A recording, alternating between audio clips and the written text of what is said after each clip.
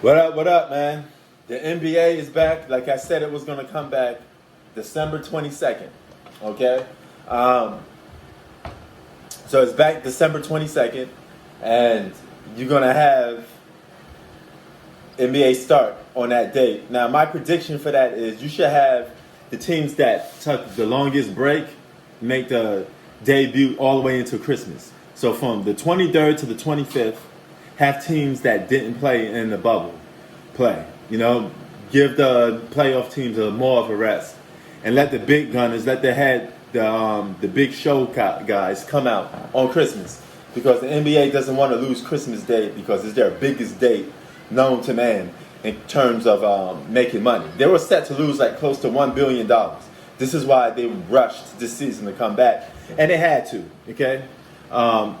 In order for the season to end on time and they could get back on schedule, then they have to do that. It got lowered to a 72-game season. If you ask me, it should always be 72 games. Or if you really want to push it, 62 games. Because if you do 62 games, there's no room for BS games. There's no room to give up games. You can sit there and be like, yo, we got to win every game because there's only 62 games.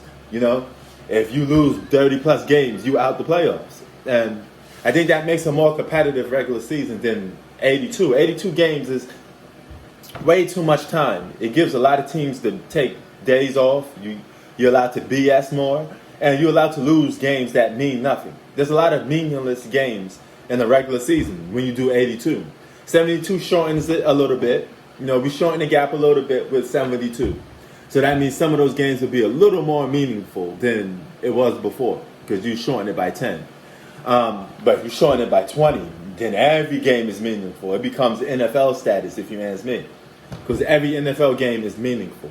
It's only a short season, so every game means something. That's why you can't go on a 3-game losing streak in the NFL. But the NBA, you could go on like a 10-game losing streak and still make the playoffs, or even more. You know, so that's a good idea that they did that.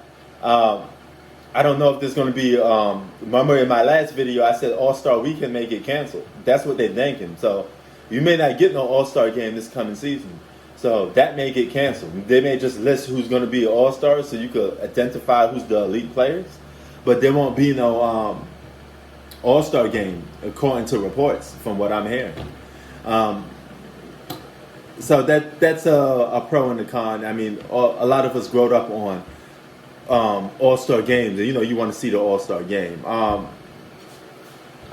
That means also regular season is coming soon, less than a month and a half away. So you're gonna have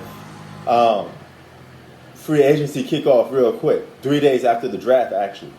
So a lot of teams right now are talking trades right now, even though they're not supposed to, but they know they have to get off to an early start, so they're talking trades. So all these trade reports that you're hearing, all these rumors you're hearing, they're not rumors for no reason. These teams are actually talking about some of these. So some of these trades can actually go down. Some of them just be talk that just fall due to empty airs, and that's it.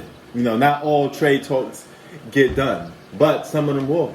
And one of the big guys in trade talk is Paul George. I mean, he's in another trade rumor too. So I'm going to touch on that later. But nevertheless, NBA season is back. December 22nd. What you think is less than a month away. Are you pumped up? Are you excited? Knowing that the NBA is just around the corner? Let me know, man. Prince Sports out. Peace.